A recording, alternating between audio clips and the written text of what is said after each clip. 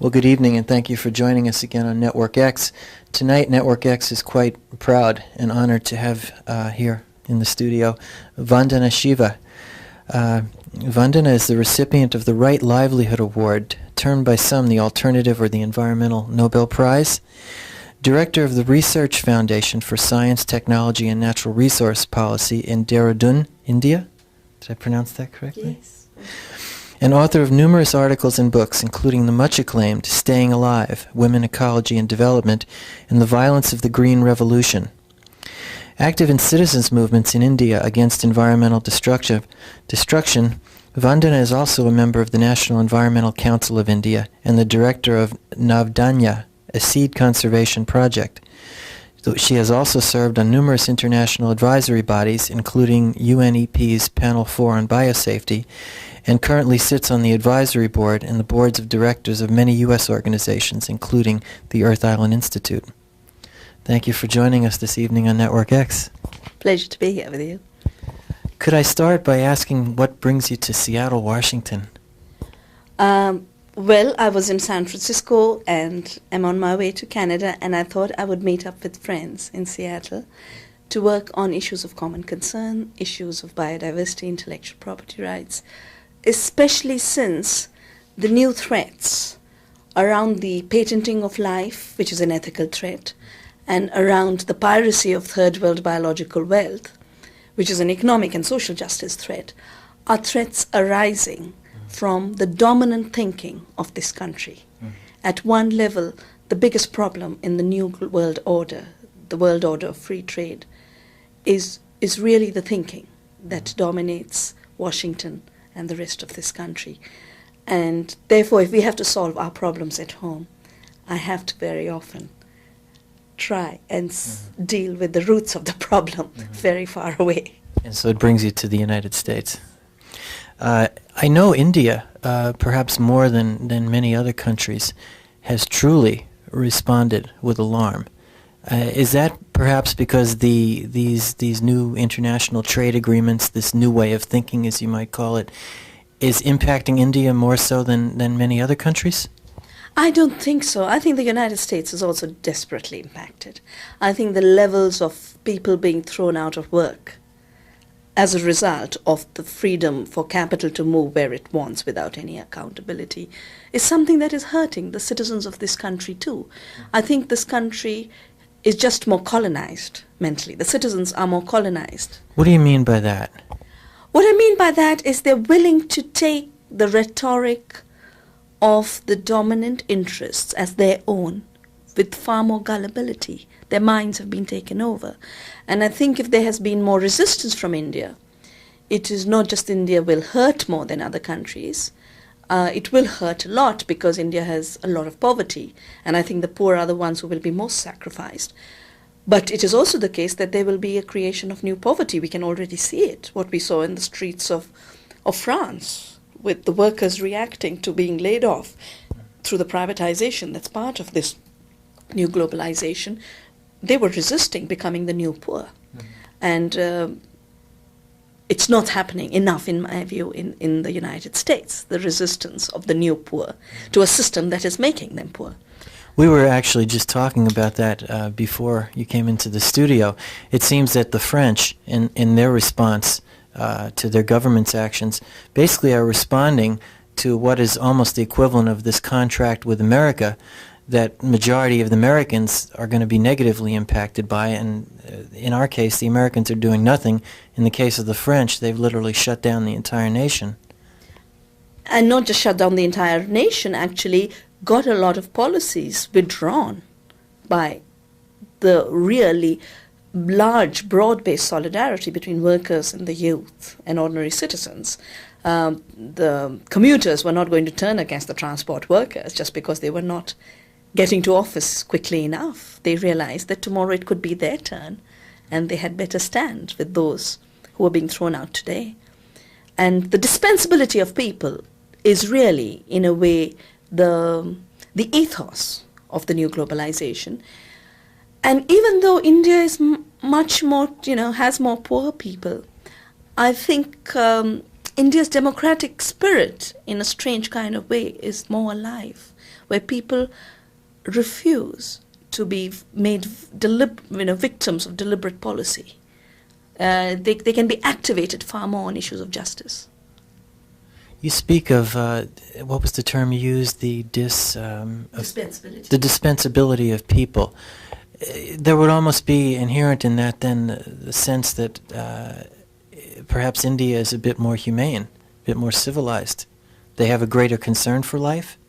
I definitely think so. I definitely think that India is a more humane society in terms of recognizing where you have to draw the line between inhumane policy and people react. People say no. People are more alert. People turn out in larger numbers for elections than they do in this country. And as far as the GATT issue is concerned, I've worked in the cities, I've worked with the intelligentsia, and I've worked with rural communities. And I can say that it is quicker and easier to make the poor in the rural areas understand what free trade is about, what intellectual property rights are about, than the educated elite of Delhi. Why do you think that's the case? I think it comes back to the issue of the colonized mind. I think so much of the elite of Delhi thinks so much in terms of mobile capital means we might have a little bit of share in that mobility. We might be able to get rich faster. We might have 3 cars instead of 2. They can dream those dreams. The poor in the countryside don't have false dreams to dream. They know when their land gets taken away for shrimp farms, for exporting shrimp to rich consumers in the north, that's the end of their survival and the future of their children. They know when land reform, which has guaranteed that no one can have land ownership beyond a certain amount in India, which is quite low. It's as low as 20 acres in irrigated areas, and it has been a part of our public policy for ensuring that as many people have a right to land as possible. When that is getting undone, and corporations are being allowed to own as much as they can, and agribusiness starts to come in to plant flowers, as they do in Latin America, the peasants know that's the end of their future, so they fight. So it's much more a survival issue. It is very, very clearly a survival issue. And one of the major things that's happening as a result of this direct attack through globalization and free trade on the very survival of people is new forms of politics is emerging, new forms of democracy is emerging, where people are finding absolutely new ways to say no to the theft of their resources. You know, it's very interesting.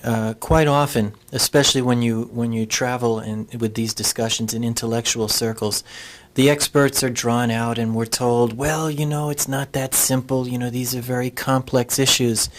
Yet it seems when you go to the poor people, I would assume, you know, people who aren't as well educated, you probably explain these things very simply to them. So the things some of these things that we're told are so complex are probably very simple. I agree with you. For instance, take the intellectual property rights debate in GATT. The term intellectual property rights itself is meant to confuse and mystify.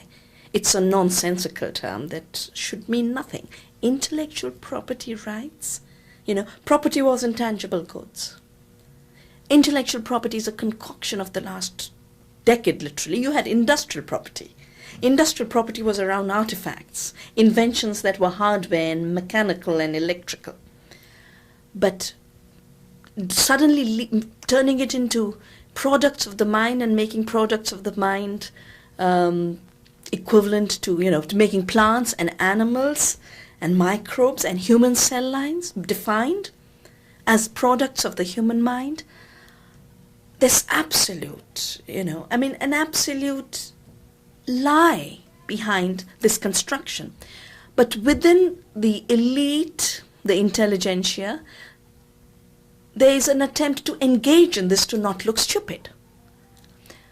When you go to the villages, when I took the IPR issue to the villages and I said, you know, your seeds are going to be, I mean, you will very soon be in the situation of American farmers who have to buy seeds from companies, who no more call seed their own, and who every year have to pay 80% royalties, even for seeds saved, who get treated as criminals for exchanging seeds with their neighbors. Or would you accept such a system? And instantly, the reply is, but seed is not made by any intellectual's mind, not even ours. And we have intellects too. So instantly the debate moves into nature's role in evolution, into the gift of nature in terms of the diversity of crops and seed varieties, into the role of farmers as intelligent human beings who have evolved the seed variety we have in the world today, which the seed industry uses, and into the issue of monopolies, control over our crop diversity by a handful of corporations.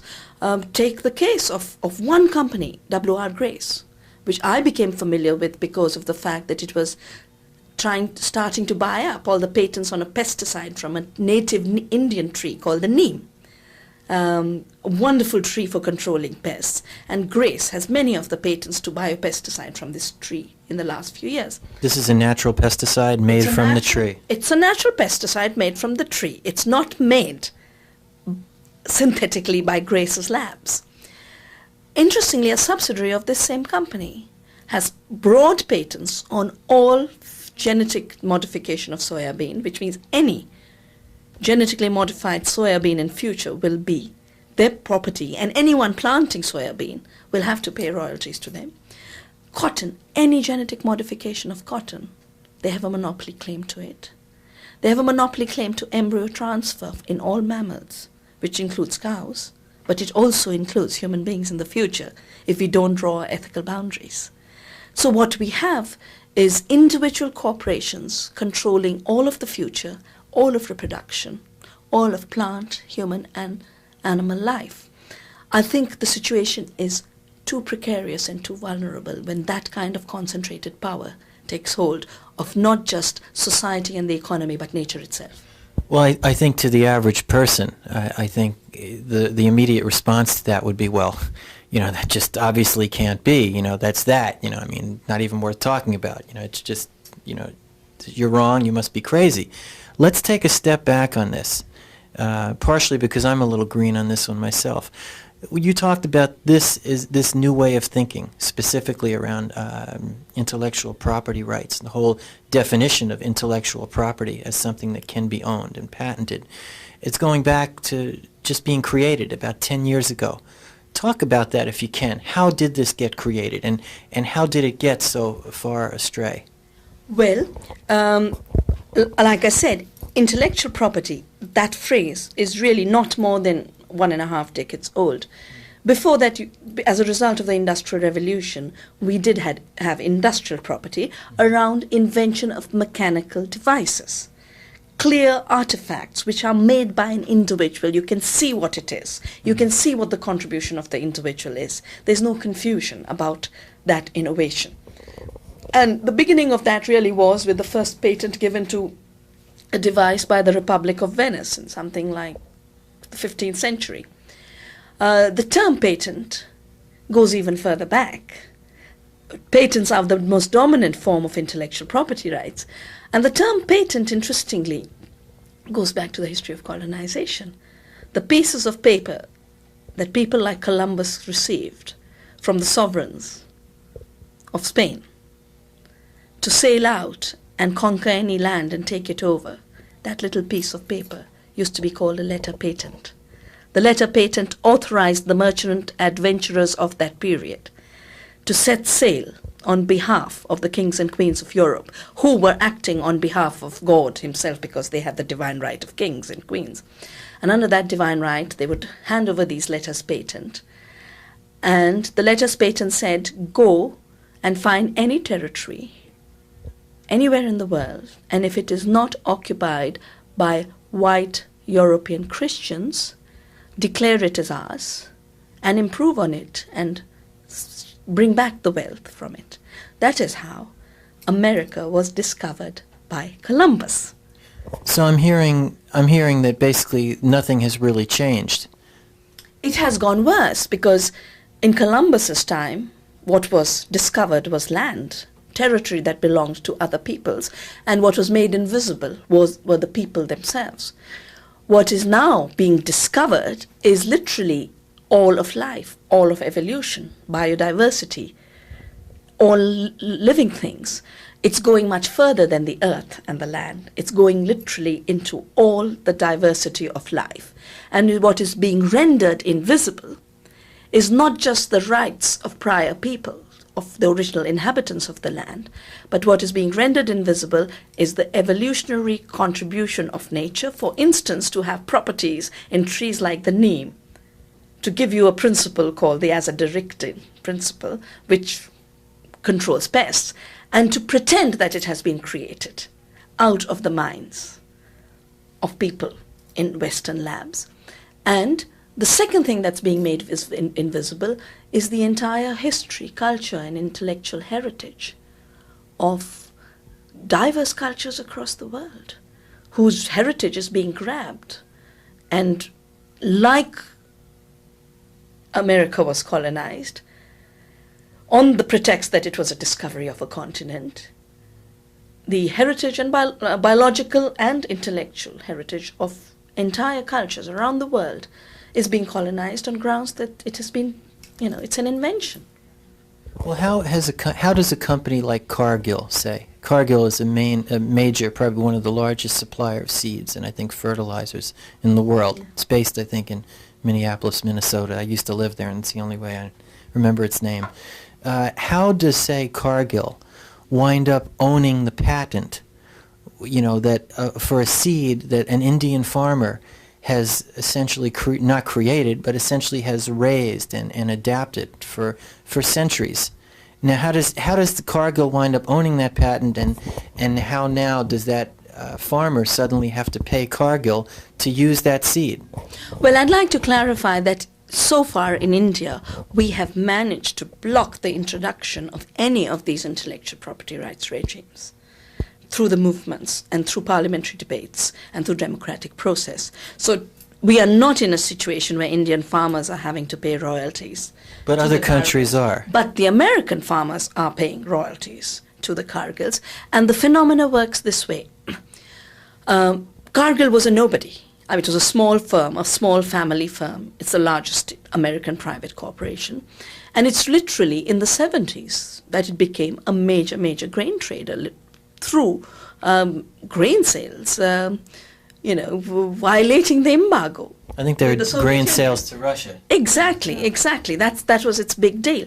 And then, since then, they have learned to find ways to control more and more of the food system without investing anywhere in actual food production.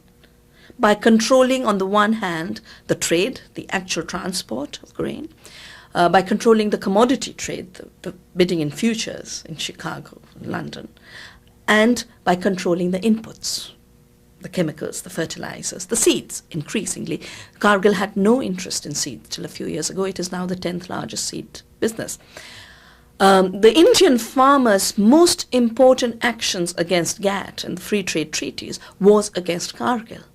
And it was not an accident. Cargill had entered India in 1988 when, under a World Bank structural adjustment program, India was forced to allow multinational corporations to enter in the seed sector. Cargill refused to subject itself to the Indian criteria that every company bringing in seed from outside had to hand over some for quarantine protection. When you walk into the States, there's such strict quarantine procedures. The Indian plant genetic resources system also wanted to be sure that the seeds that are introduced are free of disease, don't introduce new pests. Cargill just absolutely refused to contribute seeds to our plant genetic resources system and our quarantine system, saying it was a violation of their intellectual property rights. That if our research stations had access to this seed, they were going to be able to figure out what was the genetic material in the seed. Interestingly, Cargill has never produced it. It's up in a snowbound region. Its headquarters, like you said, is in Minneapolis. but it dominates all the corn, all the sorghum, all the wheat production in the world increasingly. In India, its seed introduction was a big disaster because it introduced sunflower seeds that instead of yielding the promised 15 quintals per hectare, yielded 2, 3, 4 quintals per hectare. And the Indian farmers were so mad, not just about the failure of the seed, but about the demand for monopoly rights that Cargill had, that they literally tore down the Cargill offices, physically just broke down the seed plant.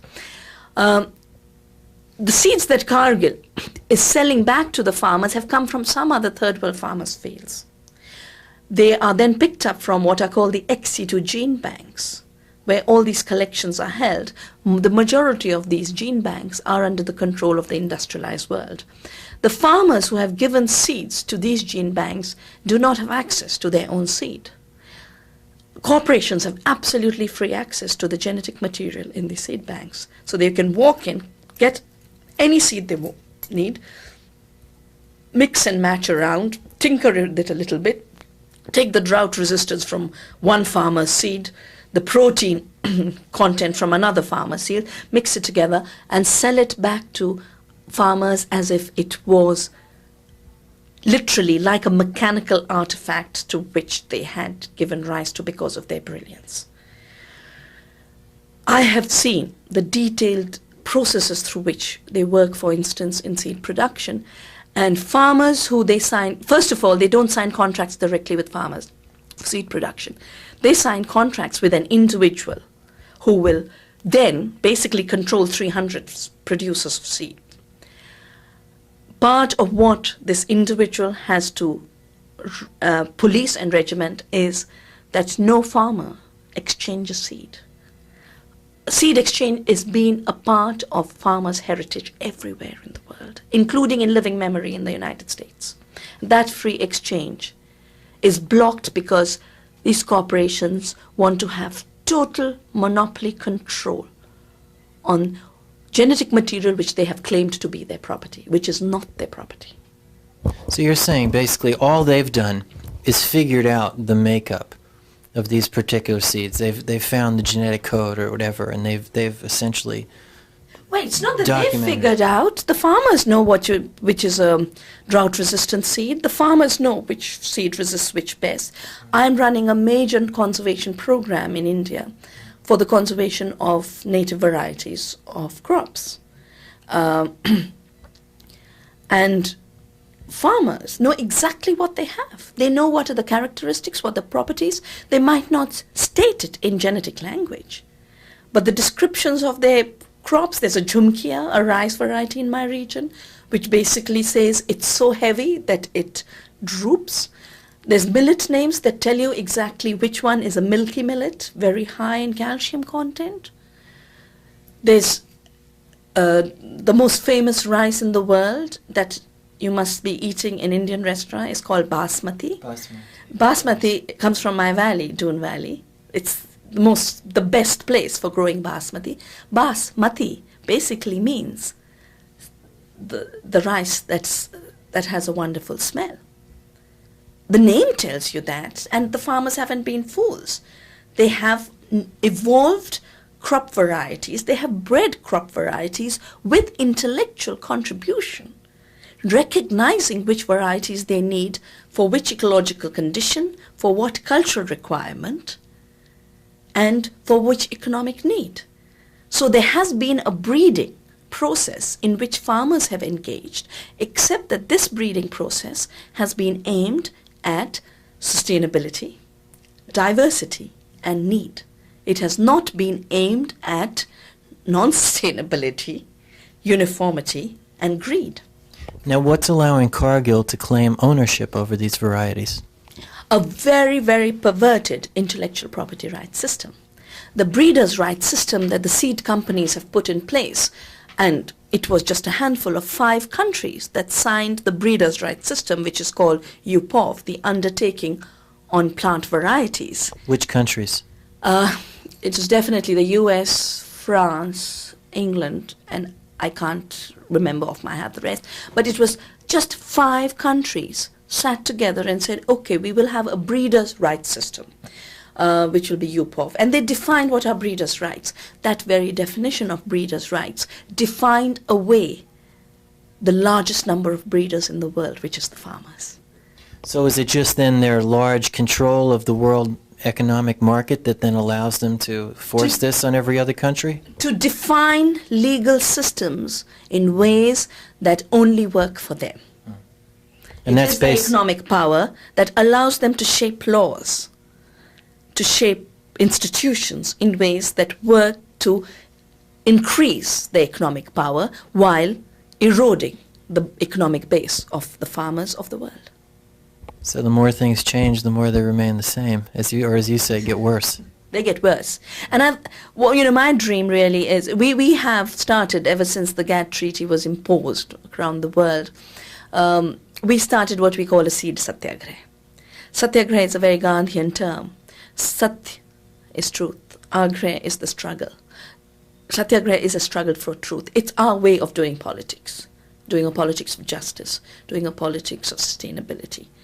And every time there is deep violation, we have satyagraha. So when the British wanted to monopolize salt production, so all the revenues from salt would go and finance their armies, Gandhi walked to a beach and picked up the salt and said, this is gifted to us free from the ocean. We will not allow it to become a monopoly. That was the salt satyagraha, the very famous salt satyagraha of 1930 that triggered the independence movement onto a scale that was uncontrollable, led to our freedom.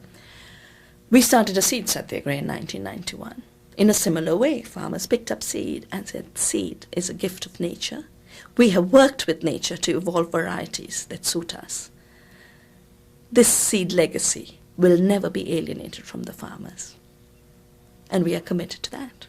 And my dream is to be able to bring Indian farmers to the United States and do a seed satyagraha with American farmers against the monopolies of the seed corporations in this country. You know, it's interesting in the numerous people that we've interviewed on our show in the past couple of years, a lot of it seems to be coming back. We say, well, what can we do to help you? What can we do to help you? You know, can we come there? Can we do something for you there? So they say, no, your work is right here, because right here is where most of this evil originates from. And tonight here I'm hearing almost the same from you. So you've come to Seattle to perhaps share some of this with some of our colonialized minds? Not the colonialist mind, but really friends who feel the solidarity, and to work a little more at removing the powerlessness of American citizens. Where do you think that powerlessness lies?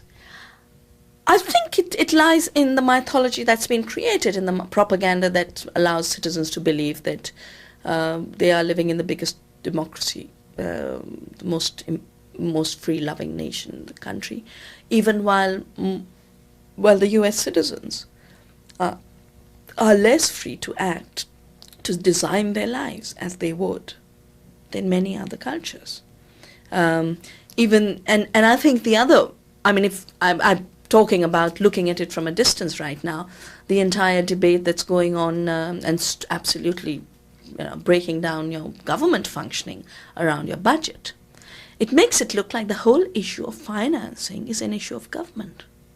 You know, how big or fat or thin or lean a government is. But the issue of financing is also how much the large corporations undermine the wealth of society, how much the large corporations take away livelihoods and employment and jobs where wealth gets created, or how much they run away from being taxed and returning to society what they have taken from it. And the focus is totally on government. There is no focus on corporations in the mind of the American public. And I think that the fact that the American citizen is more dominated by the corporation than by the government, one would have thought that citizen politics around corporate domination is where freedom would be sought.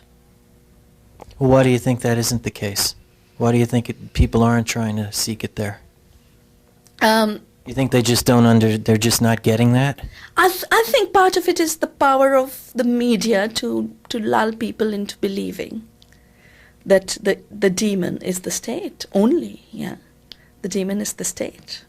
Don't look at the corporations. Forget the corporations. We'll run your life and we will witch hunt government. I mean, you can't have absence of governance. You know, there's always been governance of one form or the other, and this fiction that is being created that free trade will mean no government, a new world order will mean no government, is crazy, because even the very people who are doing the propaganda to say, shed so many jobs, shut up this department, close down this unit of technology assessment, that's the one I really thought, you live in a technological world with new technologies emerging on the horizon, and the first thing you do is don't allow society to assess what those technologies will do to society. It's an absolute blind alley. Interestingly, the very same forces that are doing this propaganda and really bashing of welfare, budget spending, are the forces that require a very strong state to manage the system they're putting in place. For instance, the system of intellectual property rights. You cannot manage a system of intellectual property rights without a very heavy policing system.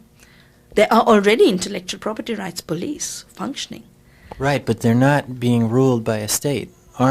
Isn't it true that GATT and NAFTA accords and the governing bodies that will administer them are extraterritorial or extra-national? The bodies that determine are extraterritorial, but the instrumentalities through which they oppress citizens in individual domestic countries will also involve the machinery of governments of that system. If the software, for instance, if the software IPRs become more rigid, it will be your police system that will step into your offices to figure out whether the software you're using was pirated or bought. I was just reading in France, some horticulture firm has an IPR detective to go around and check whether the plantings are from a protected variety of a horticultural plant or not. And so you're going to get increasingly that kind of policing state. But not just for intellectual property rights. When you disenfranchise 80% of the population of every country, when you dispense with the rights and the liberties of 80%, that you are definitely going to have law and order problems. There will be dissent. You will therefore have to have larger law and order machinery. So it is not the case that this new era of the free market will really get rid of state systems. It's just that it's going to turn state systems into one-sided systems that don't work on behalf of citizens, work only on behalf of corporations, that don't work to provide peaceful, secure community life to citizens, but to provide security and protection to corporate property. We can't have societies like that. They're non-sustainable. It can't work over time. It will collapse. And so it seems that it's going to be the American people that are going to be the only thing that are going to be stand between that happening or not. So, since you've come here, what are you going to be telling Americans tomorrow night? Well, I hope to share with people I will be talking to my sense of what is a real struggle for freedom in this era of free trade, and my sense of the responsibilities of those who are in more affluent situations today to those who are not. The relationship is definitely not one of charity, nor is it one of condescension. It is one of responsibility and compassion. Well, we here at Network X, we work pretty hard to try and get information out to people, but as you can imagine, what we're up against is not the information we're going to get them, but, maybe one time a week for that half hour. But we're going against the information that they're bombarded with day after day, on virtually every channel and virtually from every source of media or propaganda that comes our way. What tips do you have for us in dealing with the colonized mind that's being fed such large doses of that sort of thing? Well, I think there's only a certain kind of situation within which that kind of colonization of the mind through the media can work. If you are not able to see the future of your children with security. No amount of propaganda that this is the beautiful American dream is going to work for too long. If you're feeling the pinch in terms of losing your job with total lack of predictability, no matter how high the level of your employment, you're not going to be fooled into believing that there's just an upward climb for everyone in American society. And I think this new reality of the dispensability of even the privileged American population is a moment in history where even small amounts of communication that give some clearer picture to the public about why is this happening, some coherent idea about the structures at work that are not in their benefit as they are not in the interests of citizens in any other country. I think it can be in tiny amounts, but if it is the right kind of message, it resonates. Otherwise, we would never have seen change happen in the past in human history either. We're going to close on that note. And I think tonight we're giving our viewers on Network X that kind of information. And I thank you for being here to do